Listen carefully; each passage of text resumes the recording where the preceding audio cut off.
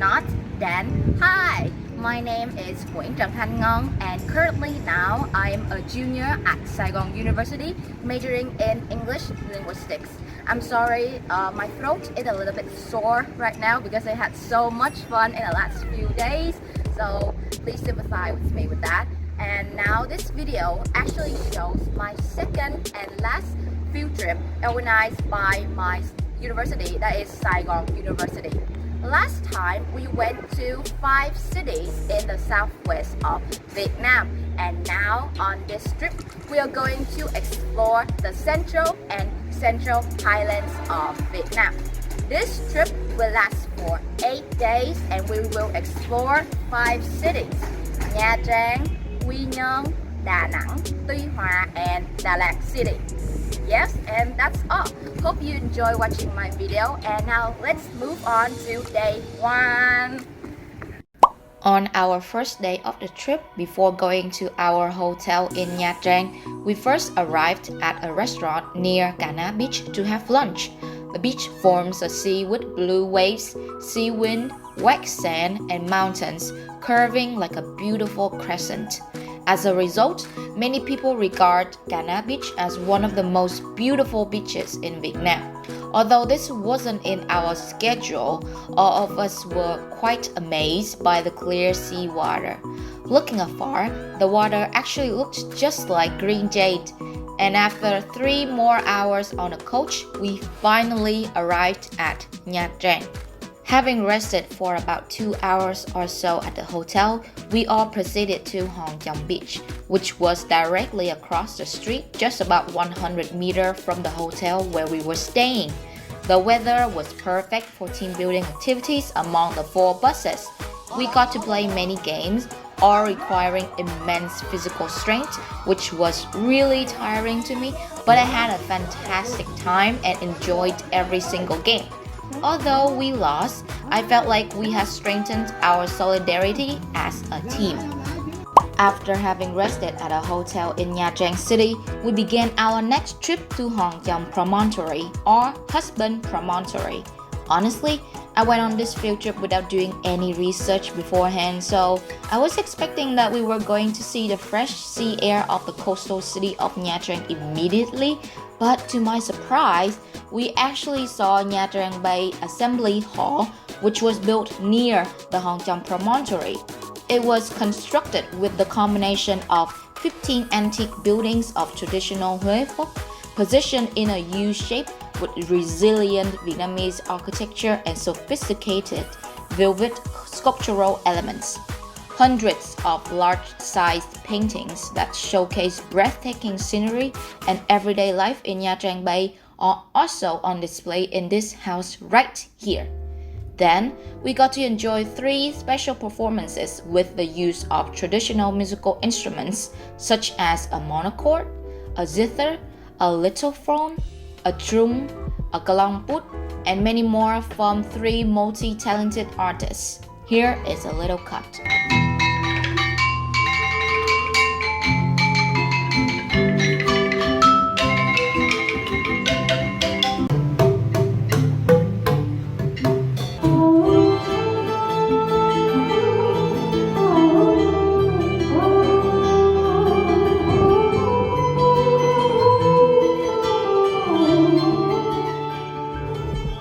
And now we finally got to see Hòn Chồng Promontory, or Husband Promontory. This place is a structure of enormous and irregularly shaped rocks that stretch from the high shore to the sea, piled on top of one another. Its structure explains why we called it Hòn Chồng. Chồng in Vietnamese means being stacked upon each other. It could also mean husband, as according to many legends surrounding this place. We then moved on with our trip to Quy Nhơn. Our first tourist destination here was Eo Gió, or in English terms, Windy Strait. And I gotta tell you, the view was so much more beautiful in real life. Windy Strait is famous for its untamed and peaceful natural splendor of the rivers, clouds, sky, and mountains coming together in harmony.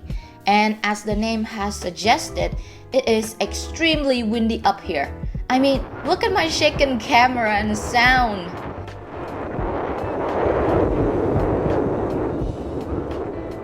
But beyond that, you will definitely feel overwhelmed, in a good way, by the wild, majestic, and picturesque natural scenery of the windy strait.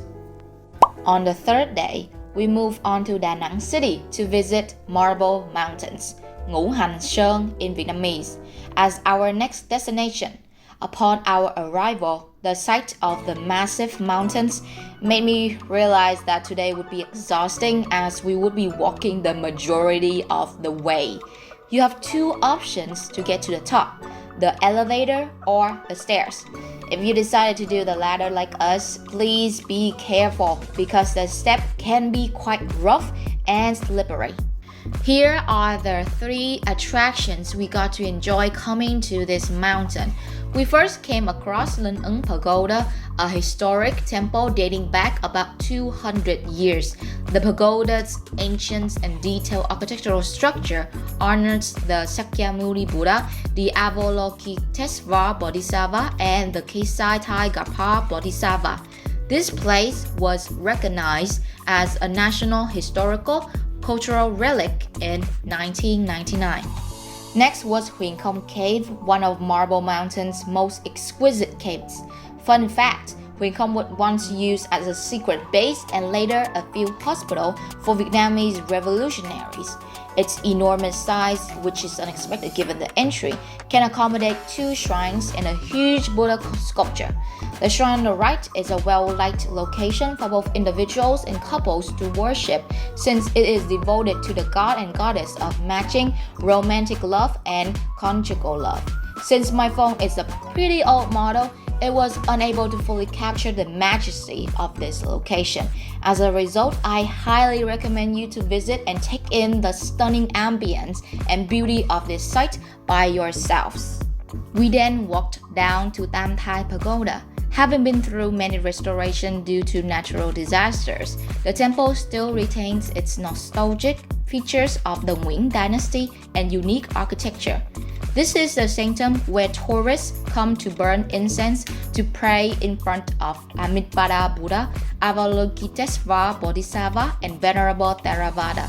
The pagoda's roof is covered with lapis lazuli tiles, and on top are statues of 2 dragons under the moon. This is regarded as an example of a classic Nguyen dynasty architectural building. And thus, our journey today came to an end. I will warn you though, that the steep and rocky staircases made the way down much harder than the way up. Too much.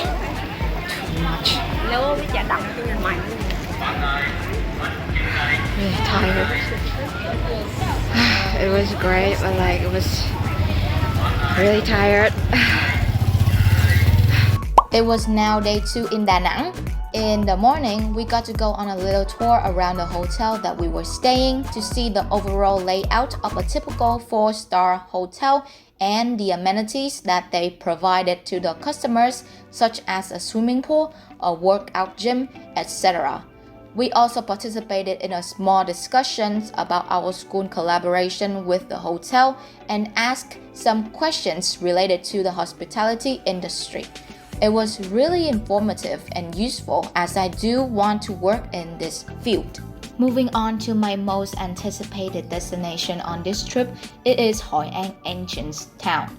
An old town remains almost intact through many ups and downs of history. The city, which is over 400 years old, is charming due to its historic buildings, homes with moss roof, vibrant lantern streets, and traditional cuisine. Here are 2 of many attractions available in the town. Cantonese Assembly Hall was our first attraction in the town, and it was packed with tourists from all over the world. In addition to being a hub for community events, gatherings of other citizens, business, and personal support, this location was also regarded as a sacred site for traders. Upon entering the gate, tourists will be greeted by a grand artwork on the right that features Lưu Bị, Trương Phi, and Quan Công, 3 renowned officials from the Three Kingdoms era. Entering the yard, visitors will immediately encounter an exquisitely beautiful carved dragon-shaped fountain.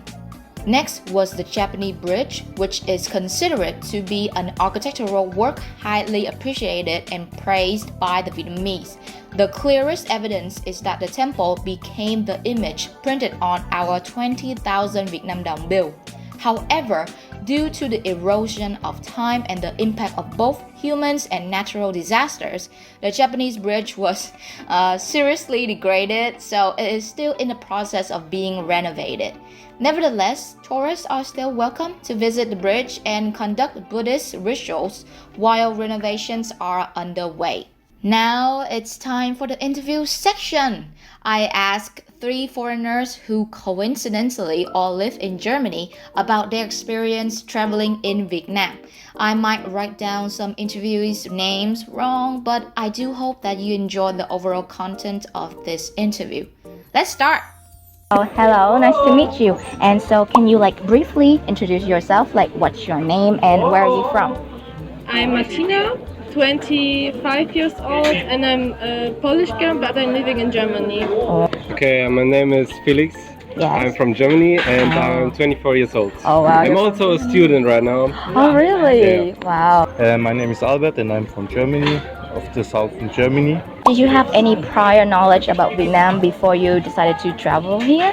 So we did some research by our own, but also my brother was in Vietnam 2 years ago and he told me a couple of things, so yeah. Yes, I have a Vietnamese friend, and she talked about Vietnam. We have also researched some things about Vietnam, but I was very excited to travel in Vietnam because of the Vietnamese friends. I heard about it because some people were already here and they told me everything. Good things. Yeah, they told me good things about it, and I saw it on YouTube, some nature landscape videos. Yes. So I also wanted to come here and see it in real life. Oh, so how long have you been traveling to Vietnam? Now it's 4 days, and it's gonna be another half week in the northern. Oh, So we're going to travel Sapa, Hanoi, and Ha Long Bay. Wow, that sounds really fun. And we were already in Ho Chi Minh and Kanto. Yes. Yeah. 2 weeks now. 2 weeks, wow, that's a lot. For 2 weeks. 2 weeks Yes, too. and now we're staying for 6 nights in Hoi An. So, what kind of Vietnamese cuisine have you tried, and which one did you like it the best? I tried a lot of noodles. Fried noodles are my favorite. Oh. And spring rolls. I love spring rolls. Oh yes, I like spring rolls too. And I learned how to eat with your sticks, because in Germany it's not very common to eat with sticks, but I love it. It's very nice. It's very convenient too. And right now I tried some street food over there. It was like Vietnamese Pizza. Okay. Yes. Yes. Yeah, it was good. The spring rolls.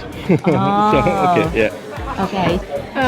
I think everything for vegetarian, some Western food, and we also visited lots of vegan restaurants. I tried vegan pho. It was very tasty. I think it was my favorite one. And today I also tried street food. Yes. It was Vietnamese pizza. It was also good. Yes, it was also good. Okay, thank you so much. And the last question, so how do you feel about Vietnam so far? I think it's one of the best countries I already visited because of the people and the culture, because it's very different, and I was very excited to be here in every city, and I felt very good because of the people, because I felt some warm in my heart, something like this, and also because of the food. because in some countries it's very difficult for me to find some vegetarian food, and here I could find so many vegetarian and vegan options. Yes, because we do enjoy a lot of vegetables in our dishes. Yes. Yes. And I love your lantern. I love it. Yes, it's very colorful, right? Yes, it's beautiful. Okay, yes, and that's all. Yes, thank you so much for taking your time to do this little interview with us, and hope you enjoy your stay in Voi An. Thank you. Thank you so much. I'm really happy to choose Vietnam as a travel goal, and I will come back in a few years, I think. Hopefully. I hope to see you next year. Thank you so much for the interview. Yes. Thank you. I think it's one of my favorites because you have a pretty nice nature. I like your mountains. I was in Ninh Binh. There are a lot of mountains. They are very pretty, and the temperature is very good for me.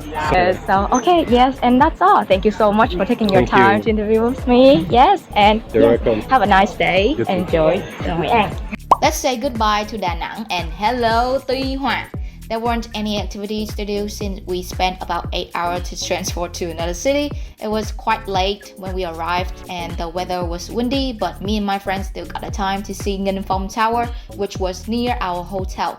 This tower is the winner of the 2023 Asian Townscape Award. And I gotta say, I can see the reason why. The tower square draws inspiration from the local Gần Đá Đĩa, literally means the sea cliff of stone plates, known for its interlocking rock columns and the mythical ancestors Lạc Long Quân and Âu Cơ. Many striking and traditional carvings can also be found in the center of the tower. The colorful lighting really brings out all of the intricate design. On day 6, we went to see the stone church, which is located at Nha Trang intersection. The church's general design is robust with cubic stone blocks. The stone church, with its enforcing Gothic construction, resembles one of many elegant and grand Roman fortresses.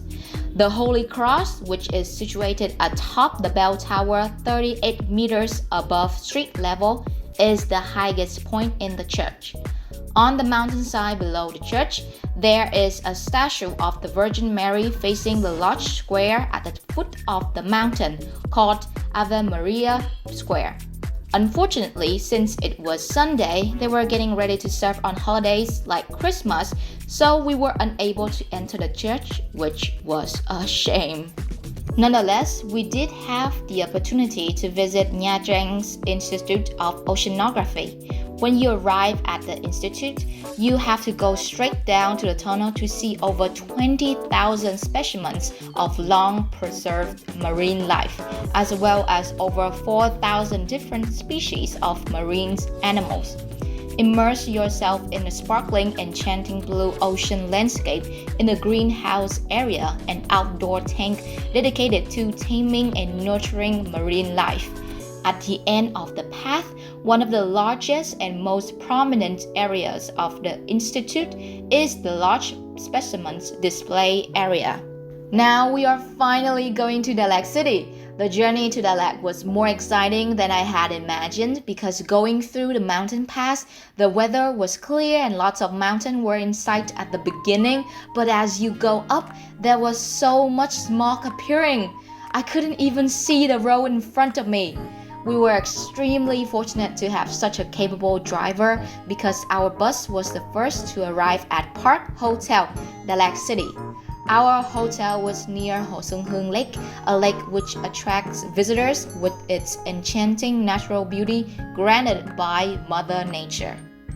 It's day 7 and our first destination was King Bảo Đại Palace 1.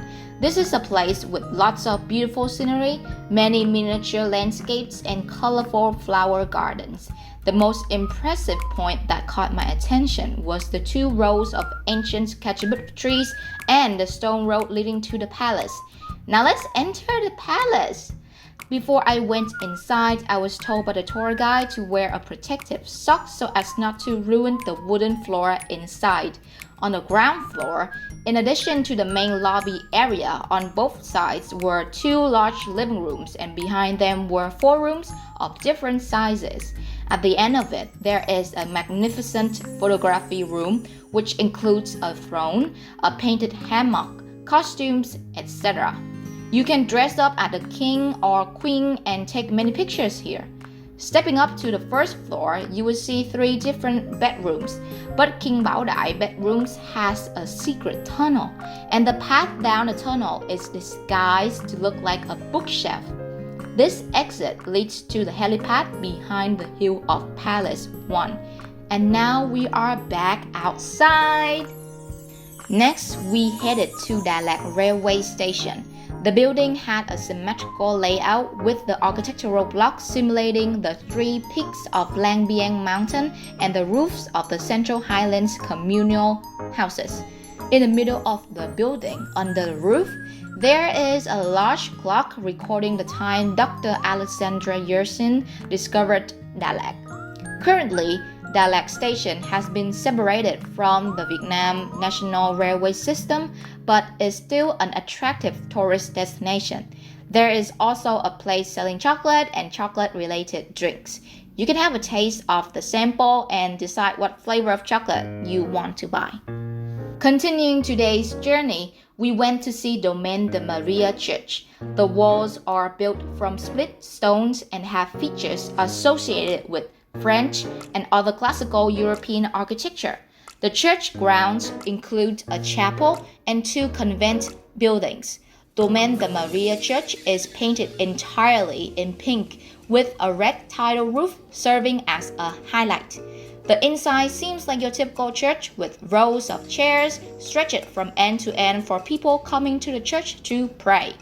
At the end of the hall is a high platform for priests and pastors of the church to stand and conduct the ceremonies. You can support the church by buying items which are sold in this place.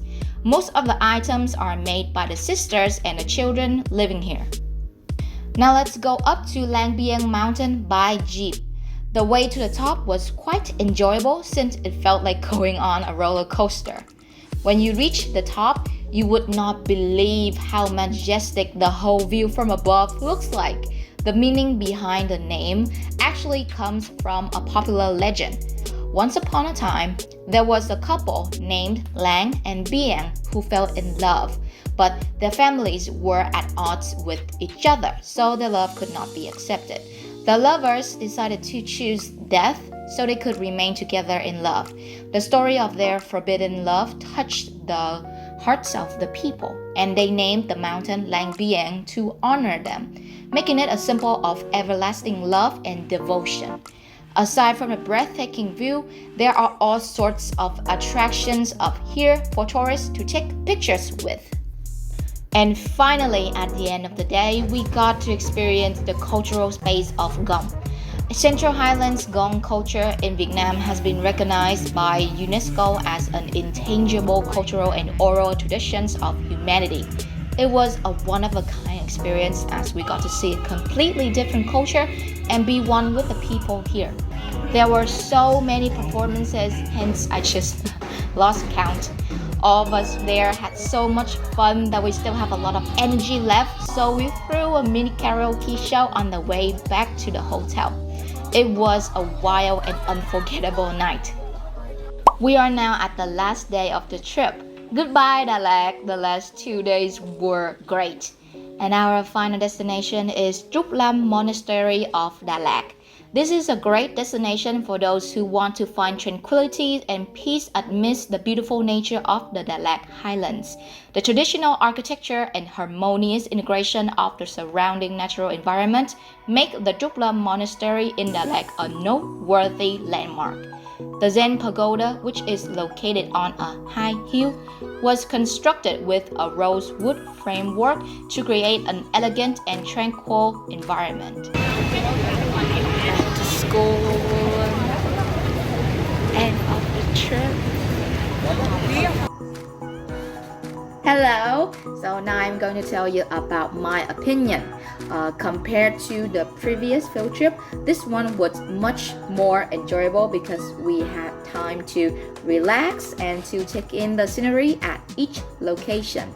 Overall, I personally think I really had like no complaints because this was probably the perfect trip.